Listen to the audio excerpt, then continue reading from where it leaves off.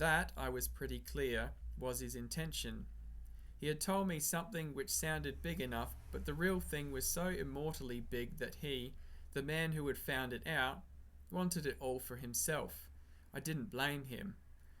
It was risks, after all, that he was chiefly greedy about. Today we're doing John Buchan's The 39 Steps, and we're up to Chapter 4, The Adventure of the Radical Candidate. Hey everyone, and welcome to Goodnight with D.M.W. Wright. If you're new and don't know the drill, save this video and come back to it when you're ready to hit the hay, and I'll tell you a story. If this vid is midway through the book, or if you want a different book, you can find all Chapter 1s in the playlist on my channel. Like and subscribe, and we can do this every night. So if you're ready for sleep, let's get into it.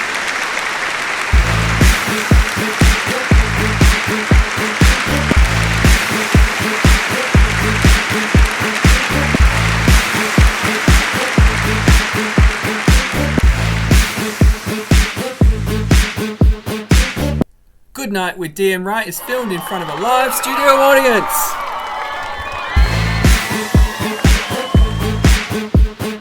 This episode is brought to you by the number 12 and the head of Bo. This episode is brought to you by the number 12 and the face of Bo.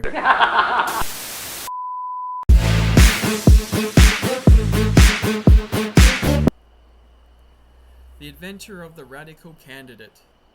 You may picture me driving that 40 horsepower car for all she was worth over the crisp moor roads on that shining May morning, glancing back at first over my shoulder and looking anxiously to the next turning, then driving with a vague eye just wide enough awake to keep on the highway. For I was thinking desperately of what I had found in Scudder's pocketbook. The little man had told me a pack of lies. All his yarns about the Balkans and the Jew anarchists and the Foreign Office Conference were eyewash, and so was Corralides. And yet not quite, as you shall hear. I had staked everything on my belief in his story, and had been let down. Here was his book telling me a different tale, and instead of being once bitten twice shy, I believed it absolutely. Why, I don't know. It rang desperately true, and the first yarn, if you understand me, had been in a queer way true also in spirit. The 15th day of June was going to be a day of destiny, a bigger destiny than killing off a Dago. It was so big that I didn't blame Scudder for keeping me out of the game and wanting to play a lone hand. That, I was pretty clear, was his intention. He had told me something which sounded big enough, but the real thing was so immortally big that he, the man who had found it out, wanted it all for himself. I didn't blame him.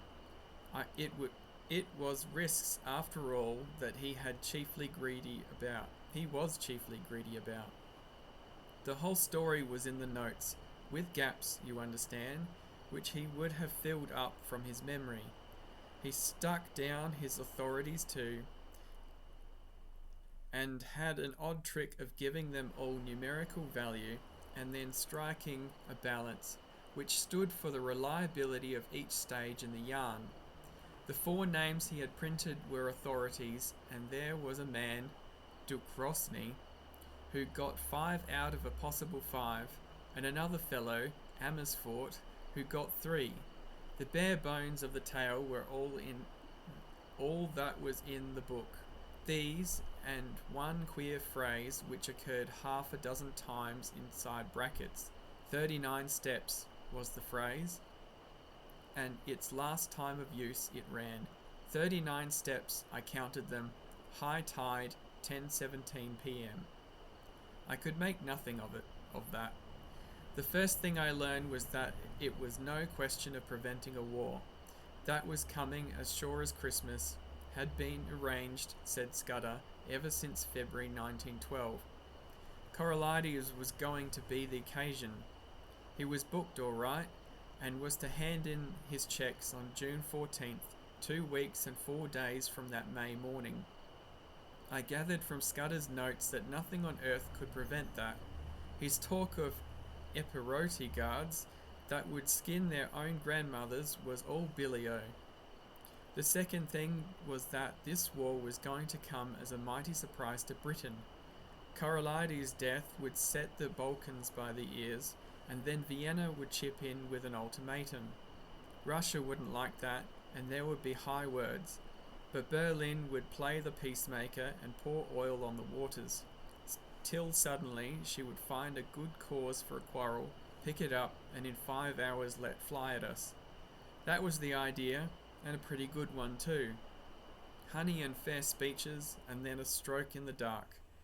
While we were talking about the goodwill and good intentions of Germany, our coast would be silently ringed with mines, and submarines would be waiting for every battleship. But all this depended upon the third thing, which was due to happen on June 15th. I would never have grasped this if I hadn't once happened to meet a French staff officer coming back from West Africa, who had told me a lot of things. One was that, in spite of all the nonsense talk in Parliament, there was a real working alliance between France and Britain, and that the two general staffs met every now and then and made plans for joint action in case of war. Well, in June, a very great swell was coming over from Paris, and he was going to get nothing less than a statement of the disposition of the British Home Fleet on mobilisation. At least, I gathered, it was something like that.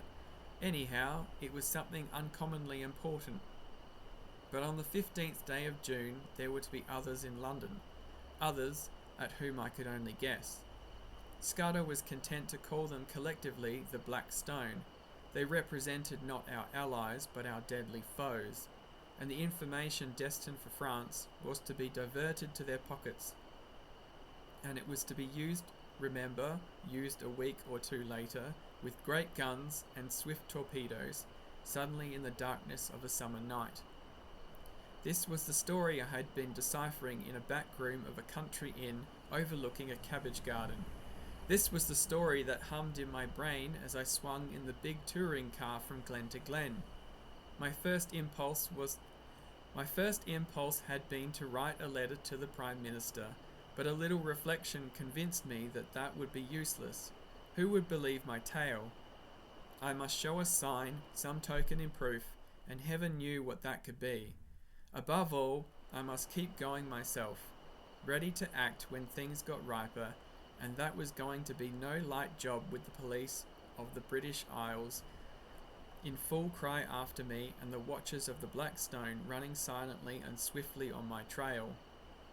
I had no very clear purpose in my journey, but I steered east by the sun, for I remembered from the map that if I went north I could come into a region of coal pits and industrial towns. Presently I was down from the moorlands and traversing the broad haw of a river. For miles I ran alongside a park wall, and in a break of the trees I saw a great castle. I swung through little old thatched villages and over peaceful lowland streams, and past gardens blazing with hawthorn and yellow laburnum. The land was so deep in peace that I could scarcely believe that somewhere behind me were those who fought my life.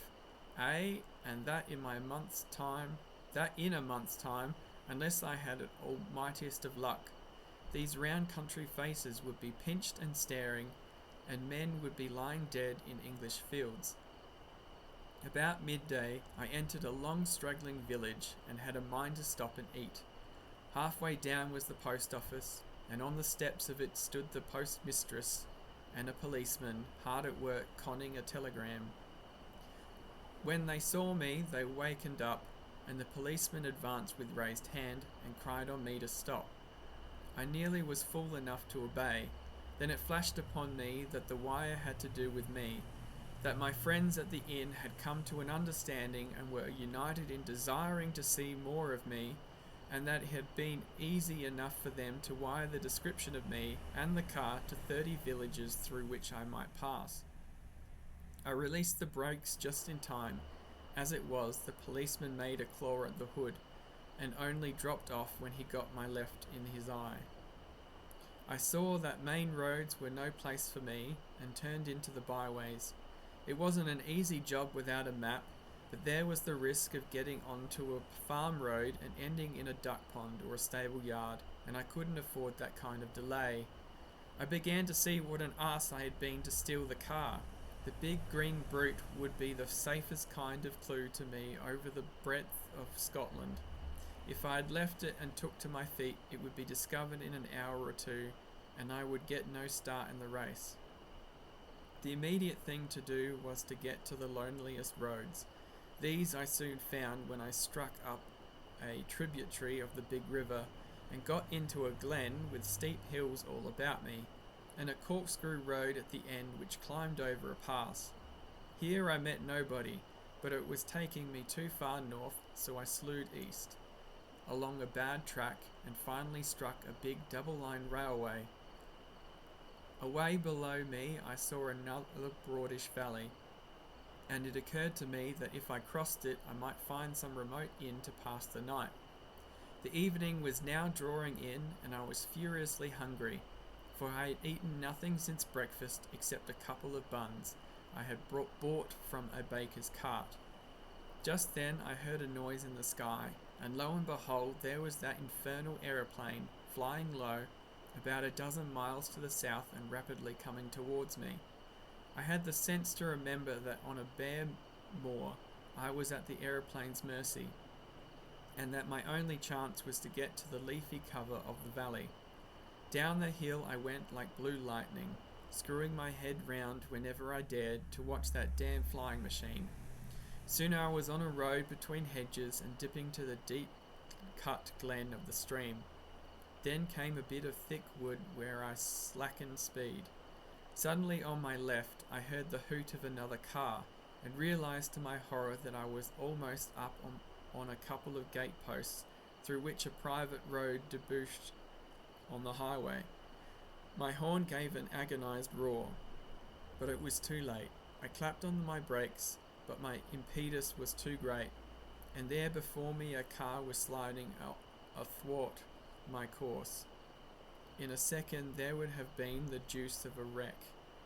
I did the only thing possible and ran slap into the hedge on the right, trusting to find something soft beyond. But there I was mistaken. My car slithered through the hedge like butter, and then gave a sickening plunge forward. I saw when I was coming, leapt on the seat and would have jumped out, but a branch of hawthorn got me in the chest, lifted me up and held me, while a ton or two of expensive metal slipped below me, buckled and pitched, and then dropped with an almighty smash 50 feet to the bed of the stream. Slowly that thorn let me go. I subsided first on the hedge, and then very gently on a bower of nettles.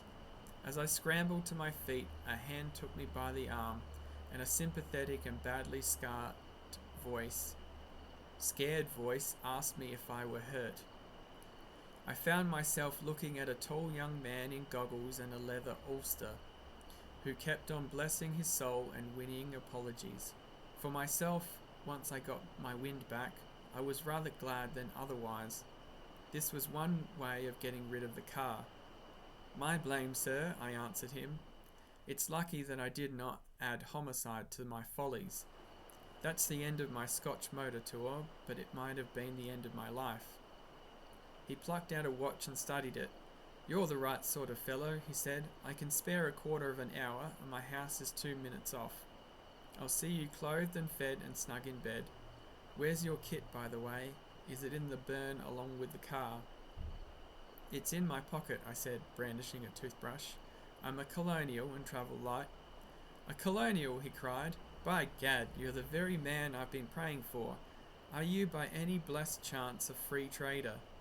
I am, I said, without the foggiest notion of what he meant. He patted my shoulder and hurried me into his car. 3 minutes later we drew up before a comfortable-looking shooting box set among pine trees, and he ushered me indoors. He took me first to a bedroom and flung half a dozen of suits before me, for my own had been pretty well reduced to rags. I selected a loose blue serge, which differed most conspicuously from my former garments, and borrowed a linen collar. Then he haled me to the dining room. where the remnants of a meal stood on the table, and announced that I had just 5 minutes to feed. You can take a snack in your pocket and we'll have supper when we get back. I've got to be at the Masonic Hall at 8 o'clock or my agent will comb my hair. I had a cup of coffee and some cold ham while he yarned away on the hearthrug. You find me in the deuce of a mess, mister. By the by, you haven't told me your name. Twisden? Any relation of old Tommy Twisden of the 60th? No? Well, you see, I'm Liberal candidate for this part of the world, and I had a meeting on tonight at Brattleburn. That's my chief town, and an infernal Tory stronghold. I'd got the colonial ex-premier fellow, Crumpleton, coming to speak for me tonight, and had the thing tremendously billed, and the whole place ground-baited. This afternoon, I had a wire from the ruffian saying he had got influenza at Blackpool, and here I am left to do the whole thing myself. I had meant to speak for 10 minutes and must go on for 40, and though I've been racking my brains for 3 hours to think of something, I simply cannot last the course. Now you've got to be a good chap and help me. You're a free trader and can tell our people what a washed-out protection is in the colonies. All you fellows have the gift of the gab. I wish to heaven I had it. I'll be forevermore in your debt. I had very few notions about free trade one way or the other, but I saw no other chance to get what I wanted. My young gentleman was far too absorbed in his own difficulties to think how odd it was to ask a stranger who had just missed death by an ace and had lost 1,000-guinea car to address a meeting for him on the spur of the moment. But my necessities did not allow me to contemplate oddnessness or to pick and choose my supports. All right, I said, I'm not much good as a speaker, but I'll tell them a bit about Australia. At my words, the cares of the ages slipped from his shoulders, and he was rapturous in his thanks. He lent me a big driving coat, and never troubled to ask why I had started on a motor tour without possessing an ulster, and we slipped down the dusty roads, poured into my ears the simple facts of his history. He was an orphan, and his uncle had brought him up. I've forgotten the uncle's name, but he was in cabinet, and you can read his speeches in the papers. He had gone round the world after leaving Cambridge, and then, being short of a job, his uncle had advised politics. I gathered that he had no preference in parties. Good chaps in both, he said cheerfully, and plenty of blighters too. I'm Liberal because my family have always been Whigs. But if he was lukewarm politically, he had strong views on other things. He found out I knew a bit about horses and jawed away about the Derby entries, and he was full of plans for improving his shooting. Altogether, a very clean, decent colour young man. As we passed through a little town, 2 policemen signalled us to stop, and flashed their lanterns on us. Beg pardon, Sir Harry, said one. We've got instructions to look out for a car, and the description no unlike yours. Righto, said my host, while I thanked Providence for the devious ways I had been brought to safety. After that he spoke no more, for his mind began to labour heavily with his coming speech. His lips kept muttering, his eye wandered, and I began to prepare myself for a second catastrophe. I tried to think of something to say, but my mind was dry as stone. The next thing I knew, we had drawn up outside a door in a street, and were being welcomed by some noisy gentlemen with rosettes. The hall had about 500 in it, women mostly, a lot of bald heads, and a dozen or 2 young men. The chairman, a weaselly minister with a reddish nose, lamented Crumpleton's absence, soliloquized on his influenza, and gave me a certificate as a trusted leader of Australian thought.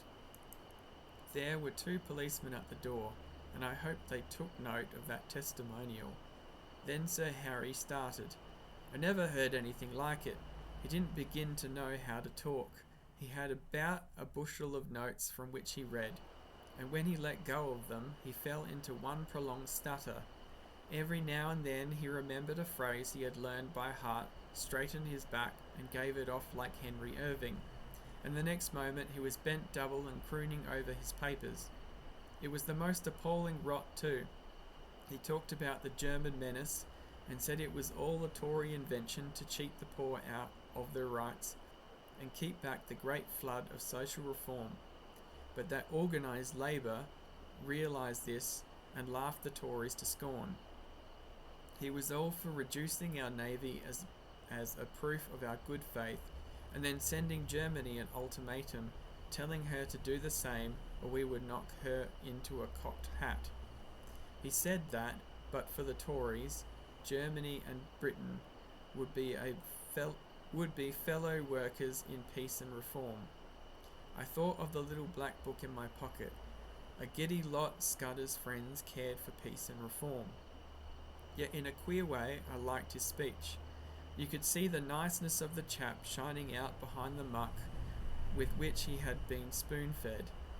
Also, it took a load off my mind. I mightn't be much of an orator, but I was 1,000% better than Sir Harry. I didn't get on so badly when it came to my turn. I simply told them all I could remember about Australia, praying there should be no Australian there, all about its Labour Party and emigration and universal service. I doubt if I remembered to mention free trade, but I said there were no Tories in Australia, only Labour and Liberals. That fetched a cheer, and I woke them up a bit when I started in to tell them the kind of glorious business I thought could be made out of the empire if we really put our backs into it. Altogether, I fancy I was rather a success. The minister didn't like me though, and when he proposed a vote of thanks, spoke of Sir Harry's speech as statesmanlike, and mine as having the eloquence of an emigration agent. When we were in the car again, my host was in wild spirits at having got his job over. A ripping speech, Twisden, he said. Now you're coming home with me. I'm all alone, and if you'll stop a day or two, I'll show you some very decent fishing. We had a hot supper, and I wanted it pretty badly, and then drank grog in a big cherry smoking room with a crackling wood fire. I thought the time had come for me to put my cards on the table. I saw by this man's eye that he was the kind you can trust. Listen, Sir Harry, I said, I've something pretty important to say to you. You're a good fellow, and I'm going to be frank. Where on earth did you get that poisonous rubbish you talked tonight? His face fell. Was it as bad as that? He asked ruefully. It did sound rather thin. I got most of it out of the Progressive magazine and pamphlets that agent chap of mine keeps sending me. But you surely don't think Germany would ever go to war with us? Ask that question in 6 weeks and it won't need an answer, I said. If you'll give me your attention for half an hour, I'm going to tell you a story.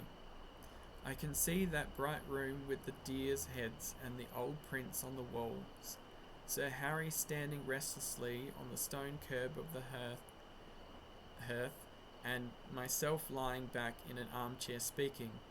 I seemed to be another person, standing aside and listening to my own voice and judging carefully the reliability of my tale.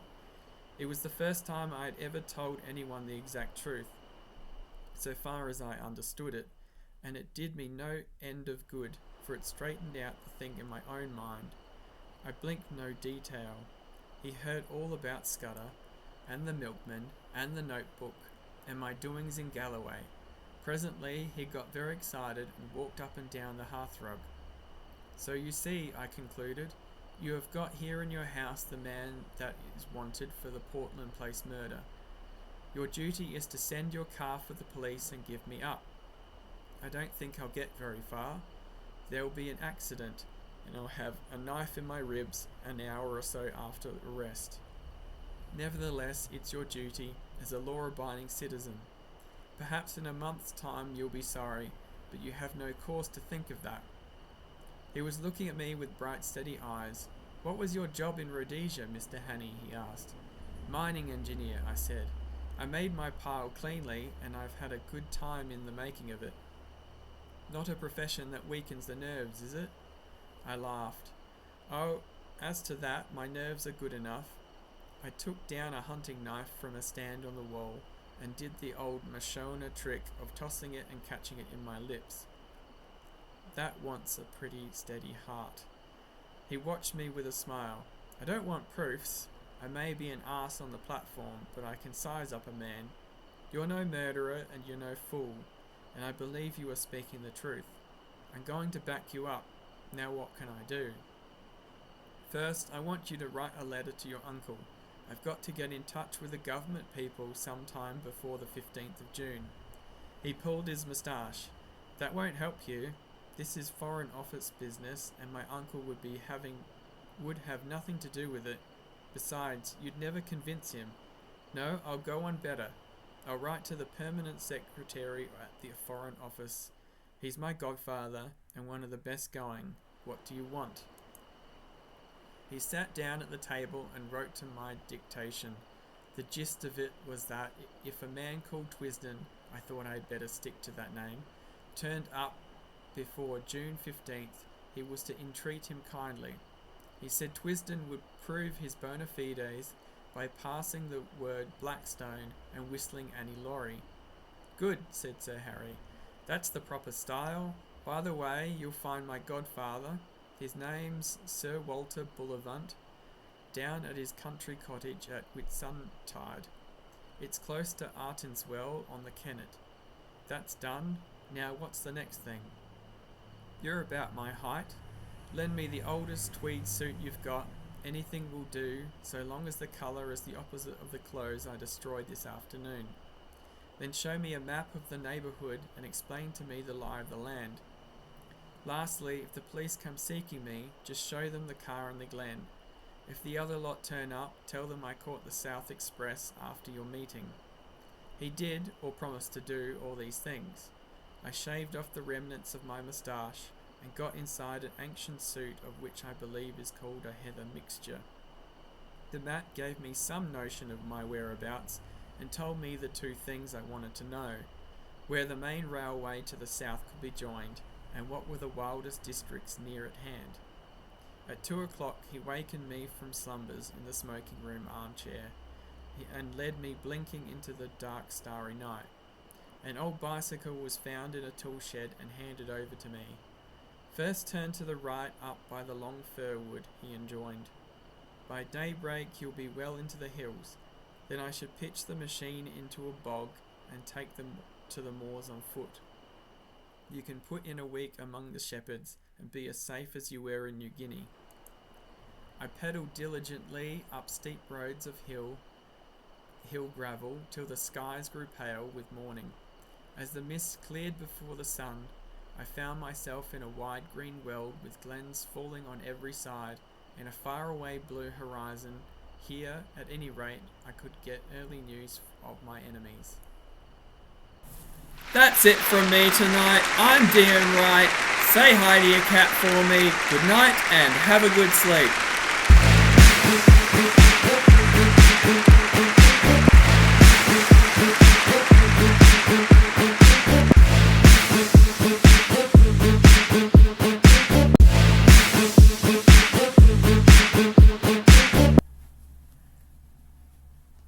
Going for one. Ding dong!